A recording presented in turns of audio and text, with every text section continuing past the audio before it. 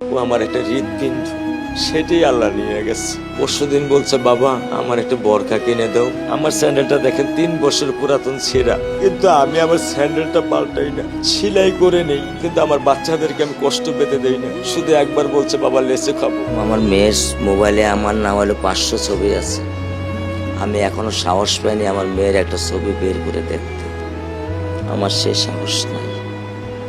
আমি সে সাহস হারাই ফেলছি, কারণ ও আমার ছিল হৃৎপিণ্ড। ওর জীবনে এমন কোনো চাওয়া নাই যেটা আমি পূরণ করি নাই। পরশুদিন বলছে, বাবা আমার একটা বরখা কিনে দাও। আমার চাচতো ভাই বললো, ভাই ইসলামপুর থেকে 300-400 টাকা পাওয়া যায়। আমি সাথে সাথে মিনি মার্কেট থেকে আমি 1000 টাকা দিয়ে আমার মেয়েকে বরখা এনে দিচ্ছি। আমি দরিদ্র, ভাঙা বাসায় থাকি, কিন্তু আমার সন্তানদেরকে আমি কখনোই দারিদ্রতার স্বাদ পেতে দেইনি।